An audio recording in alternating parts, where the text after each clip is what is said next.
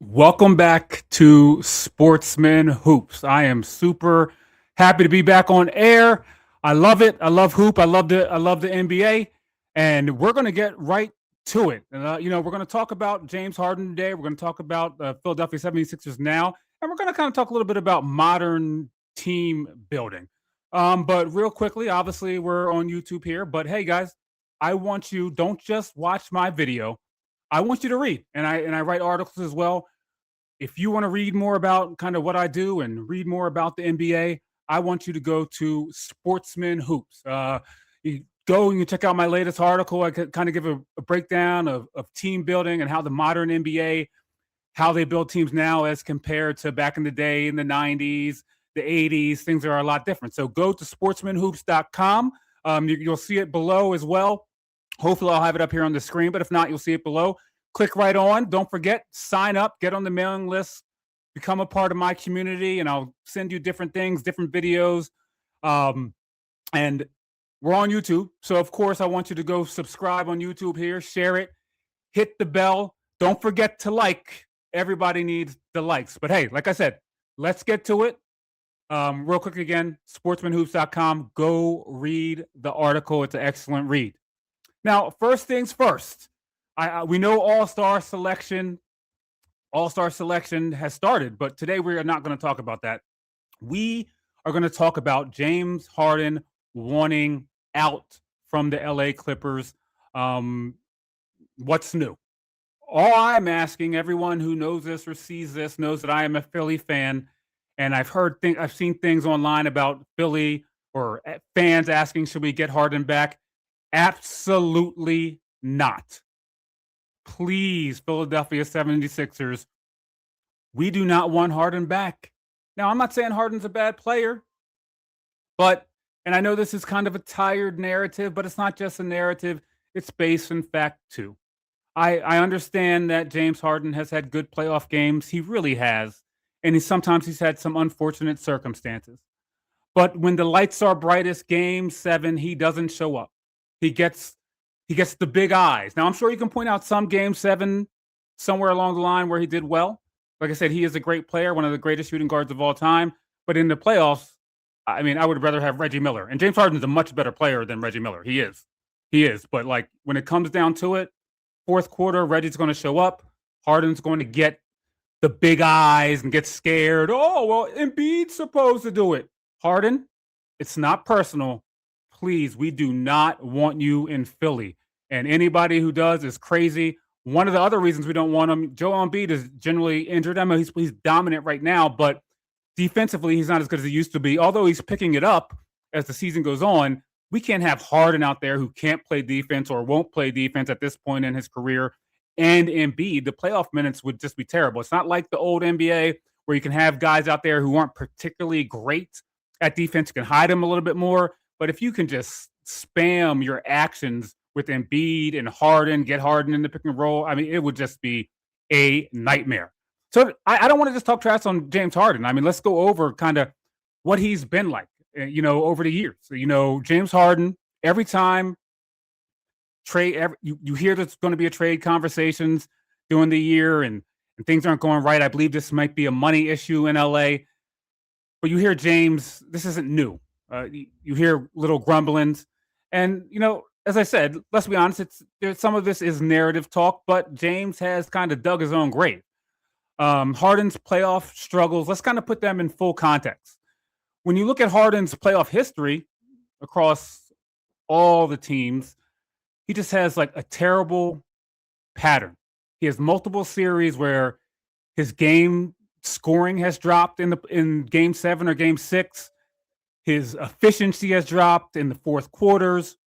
Moments where, I mean, I don't think I've ever seen such a dominant offensive player. Dominant, unbelievable in the regular season, and unbelievable in certain parts of the playoffs. But I don't think I've ever seen a player whose efficiency cratered in fourth quarters of big games, of game 6s, game 7s, or if he has a good game 6, game 7 is going to be bad. He just stalls out. Now, let's be fair. And as I mentioned, in in Houston, there were multiple series where late game scoring dropped and efficiency dropped. In Brooklyn, I'm going to be fair. Injuries were a part of it, sure. They definitely were a part of it. But again, late game moments where Harden couldn't fully impose himself physically, or he didn't even have a rhythm. And I know anyone who's ever hooped and the game's not going well, sometimes you can tell the people who are scared because their eyes get big. And Harden gets this. Like, what am I doing? What's happening? Oh, and he won't. They don't take shots. They get scared, and that's just what I'm not saying. In his heart, he's scared, but it's just the way it comes off. It looks like he's scared out there sometimes in Game 7. It's like, again, and I want to reiterate why this is the thing, because Harden is such a great, great player. By the stats, he is a top 5 shooting guard of all time. By the stats, by the analytics, he is likely a top 3 to 4. I mean, you could put him over D Wade, but I would never take him over Dwayne Wade. And there's lots of guys who aren't on his ilk in terms of the way they play the game in the regular season. But in Game 7 and Game 6, I mean, there's multiple 2 guards I would take over him in the fourth quarter. Obviously, I would take Reggie Miller, and I think James Harden is a much. I think he's a tier above Reggie Miller, but I still would take Reggie Miller. I would take Allen. This hurt because I know that Harden is definitely a better player than Allen Iverson. He is. He's a better player, like, again, in the regular season. But in a playoff game, give me Allen Iverson. Just give it to me. And it's not just about old school players. There's guys who give me Anthony Edwards. I would take him over Harden. I know that his career just started. And give me Shea over Harden. And I know Shea plays point guard, but, he can play shooting guard as well. Give me J Kidd over Harden if you're talking Harden as a point guard. There's lots of more. Give me Penny Hardaway over James Harden. And I know his career-wise he's better, but I'm not taking him in Game 7. In the comments, you guys let me know who you would take over James Harden, because, as I said, it hurts for me to say. For many years, I know Russell Westbrook has had his struggles, but I've always said I would rather have Westbrook. And I know, again, Harden is a better player than Westbrook. I'm going to lose a lot of people there, but at least Westbrook has just a little bit more heart. You can't judge people's heart all the time. I feel bad doing it, but the optics on James Harden are just terrible. Just terrible in the big games. So obviously he had his problems in Houston, early on in OKC, but I don't even count that.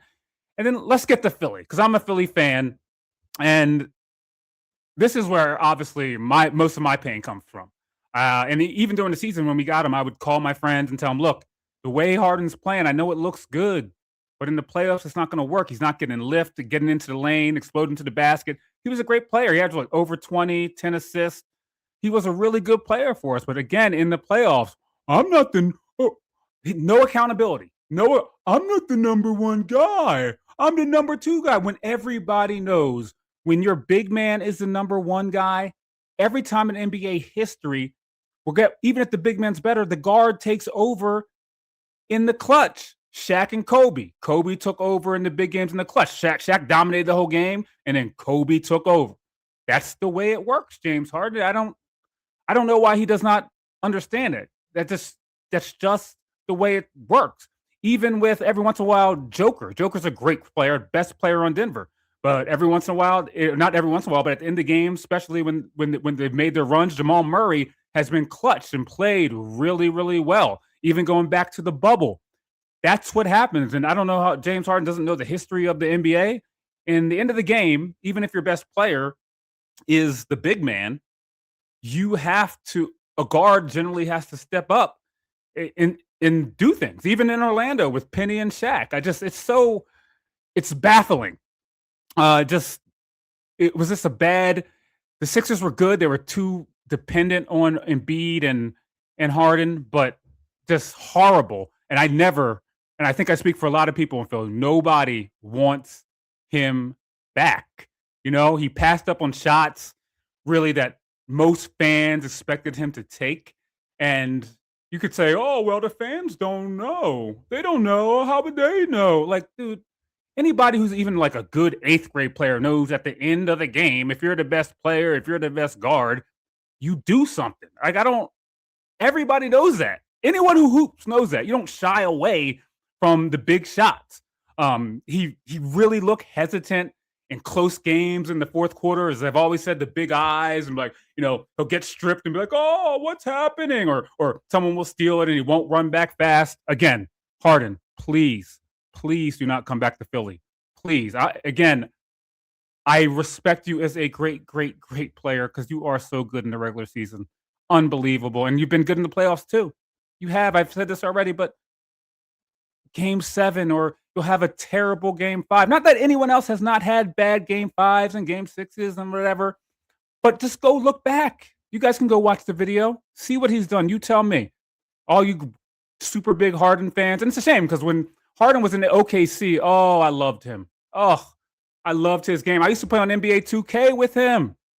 I used to kill my boy Matt with Harden. I would actually run plays for him. I would run a stagger screen on 2K, have Harden come off and hit that three, drive to the hoop. And I know he came up small in the finals, but he was young. But all that dribble, step back, and then not that I hate that. I can appreciate his skill, but I can't do it with him. We no way, no how. Now, as I've mentioned, I think I've been very, very. I've been hard on him, and but for good reason. Several games he disappeared late. There were games where he just totally didn't show up. I mean, you can't just let that go when you're talking about his game, especially now he's in the late stage of his career. And in the late stage of his career, he's not as good as he used to be. He's still a very good player, but it wouldn't work in Philly. And look, as I said, other players have had no shows, but I can't. LeBron had a terrible no show back in 2011. It was awful, but he's come back from that. And as I said, Harden comes back every season and he's good. But again, I cannot imagine even him coming back to Philly.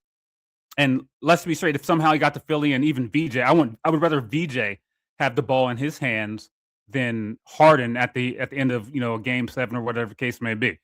I just don't see a fit for him. I just don't think his heart is all there. Not because he doesn't work hard, not because he's not a great player. Again, I keep on repeating what a great player is because I know how good he is. I do.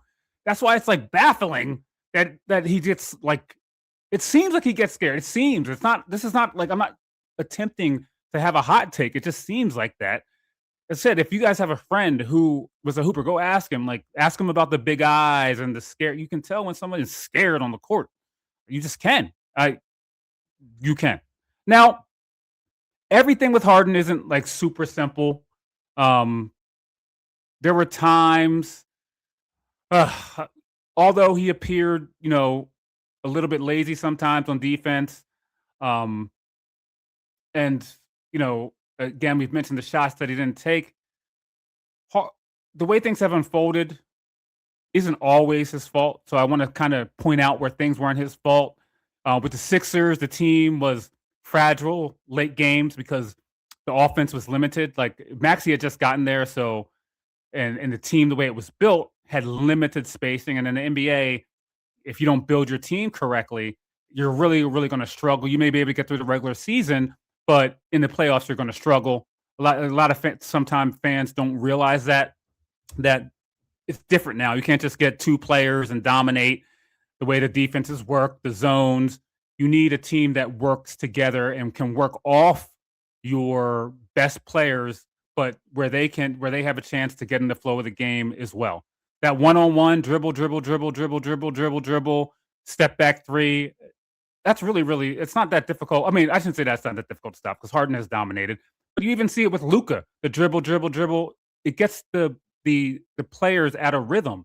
A good example of someone who can dominate a game but keep his players in rhythm is Cade Cunningham. He keeps the players on his team in rhythm, and then in the fourth quarter, he takes over because he's not scared. Obviously, I want the Sixers to beat them, but I'm telling you, if the Sixers don't get through the East, I want to see Detroit and Cade, because to me, Cade Cunningham is the anti-Harden. He's the anti-Harden, where he knows how to get off, but also to play make and get his teams involved to the point where you're not just throwing them grenades at the end and they're bombing threes from the corner.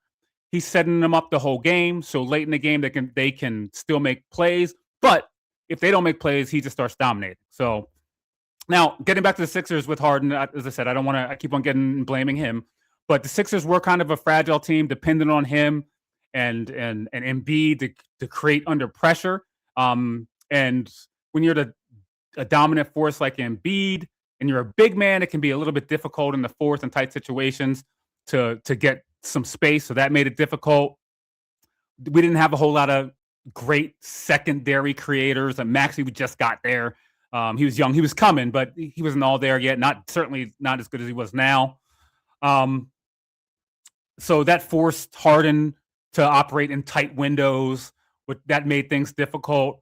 And that's no excuse for the no-shows. That's no excuse. I'm just trying to be fair and telling you guys a little bit about some of the things that makes it harder on teams or on individual players.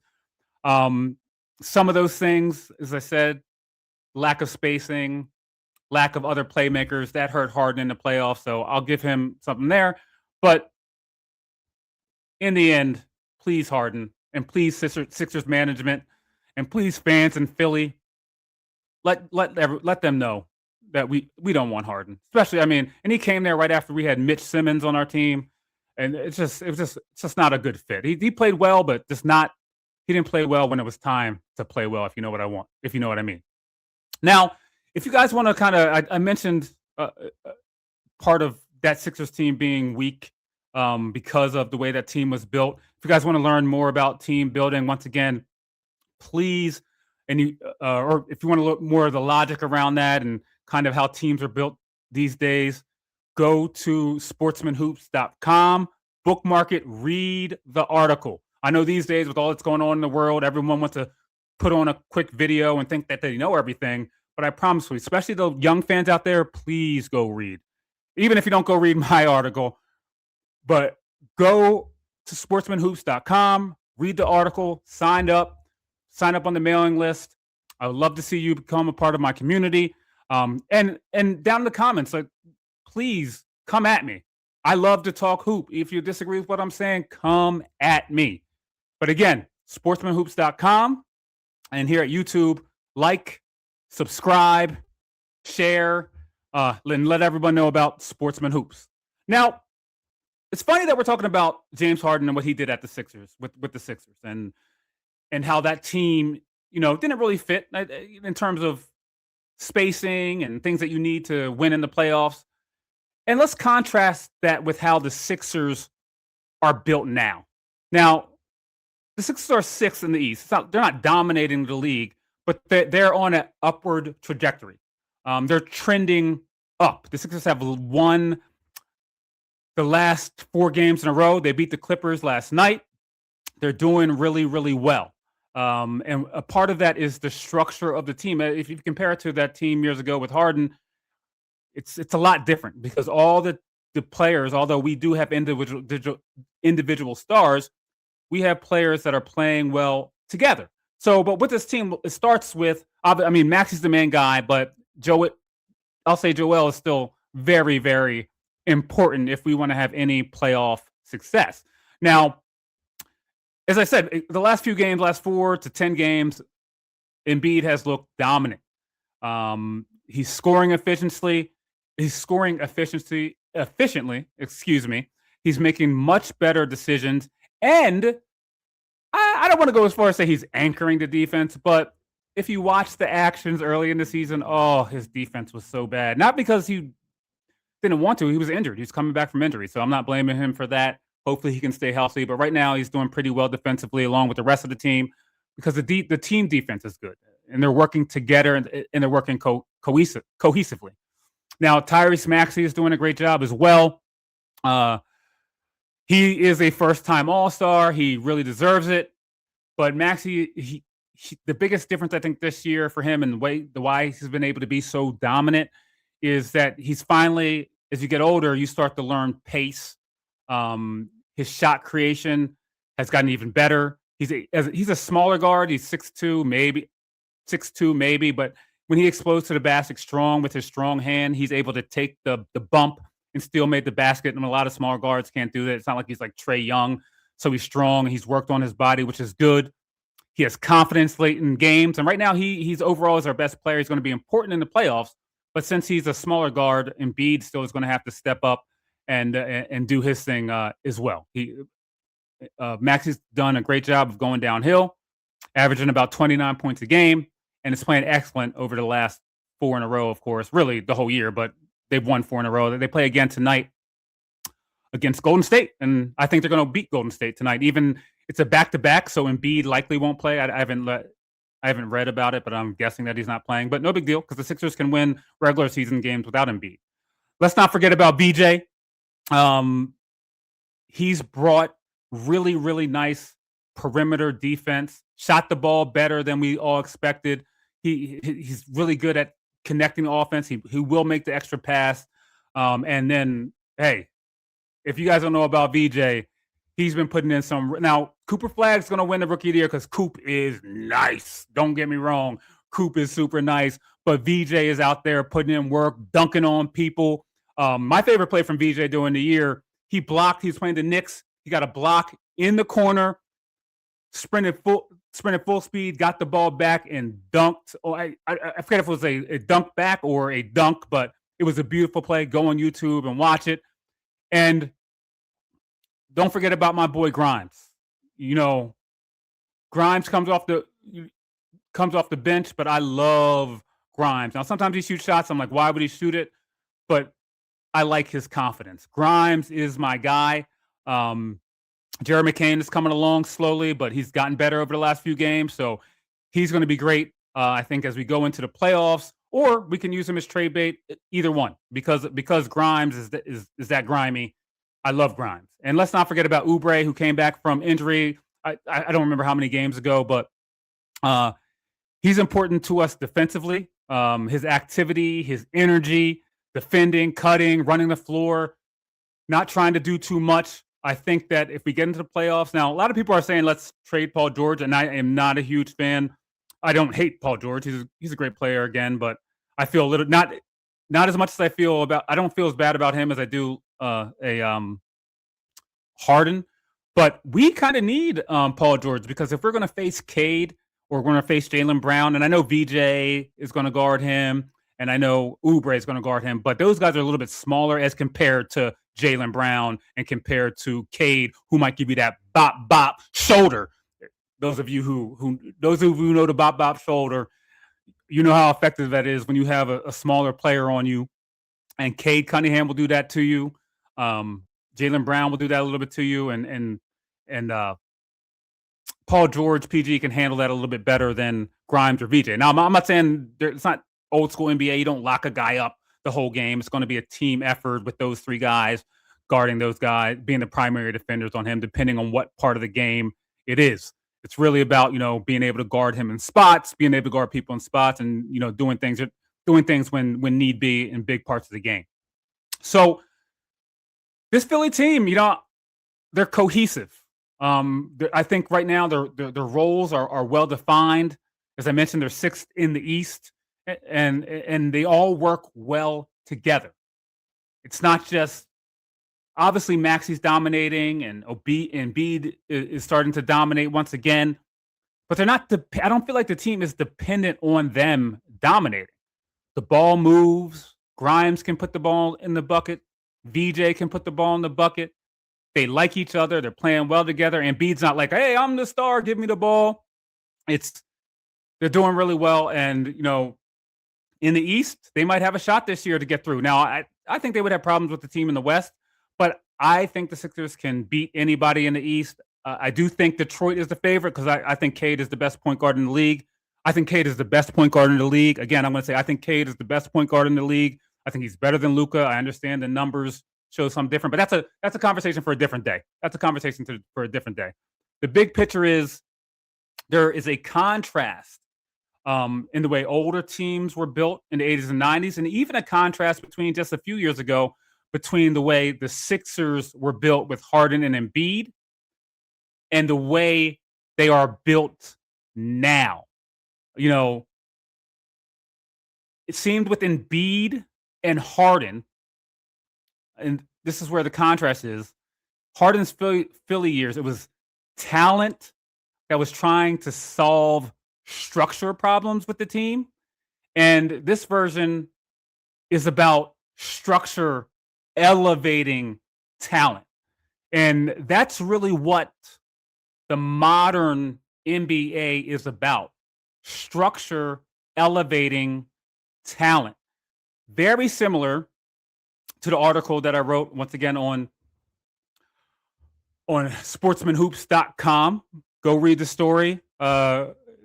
It's very similar to the way this Sixers team and the way they operate is very similar to the way large companies operate. How it's kind of, there's a parallel to the C-suite in business, where you have a group of executives who aren't just these superstars you're bringing in to, you know, a marketing superstar, another type of executive, a CIO, a CEO, all those things, bringing in stars from different places. Instead, companies are trying to structure the C-suite with teams that have connectivity. And that's the same way that it works in the modern NBA. It's not about collecting stars and hoping it works. It's about fit. It's about decision making. It's about having multiple players who know their role under pressure. And as I said, it's the same way companies are attempting and are building the modern C-suite. You don't just hire the biggest name anymore. You build leadership teams, or you build NBA teams where their skills complement each other, where responsibilities are clear, where execution matters over ego. So just if you come in and you're a great player, like James Harden again, and you don't fit, it's just not going to work. As I said, it's different than what a lot of fans think. They expect, you know, old school stuff, and those things just don't work anymore because of the way the game is played, the way it's officiated, the way the defense is played, the spacing. And again, I give you more of an exact comparison in my article on Sportsman Hoops, NBA roster construction and modern leadership design.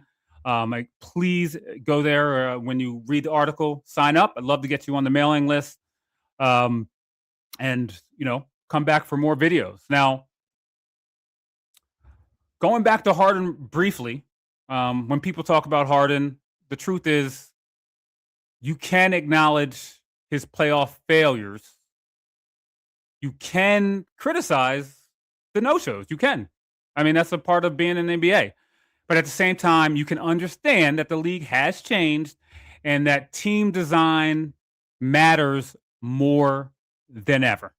More than ever. So if you guys care about basketball beyond hot takes, if you want logic, structure, context, watch my videos, like, subscribe, share, send them to your friends, hit the bell so you get notifications, and go to Sportsman Hoops and read, people. I have people who I know, oh my gosh, they say things online and like, why don't you just go read deeper about it? Because what you're saying doesn't make, it's not that I disagree with you. You know, I don't want to get an argument disagreeing with you, but you're literally saying things that don't make any sense. You have to have some background knowledge about certain things to say what you're saying. And they don't seem to understand it. And you can always, I'm not saying I don't read enough. I should read more, but that's why I write and try to read and get out there. Everybody, especially the kids, if you want to hoop, read about basketball, read the Bill Russell book, read about the old NBA. And my thing is, there's so many people that, you know, hate the modern NBA or they talk trash, but all eras are great. And I enjoy all of them. You just have to understand, I'm like Bruce Lee. I see how the eras kind of mix or things that work together. I don't like to point out everything bad about the NBA. There was bad stuff about the NBA in the 80s, 90s, 70s, 60s, early 2000s, whatever. But again, guys, like, subscribe, share, hit the bell. The league deserves better conversations, not just hateful ones of LeBron James and hateful ones of the modern NBA. And that's what we're building here. See you next time. Sportsman Hoops. Go read the article, baby.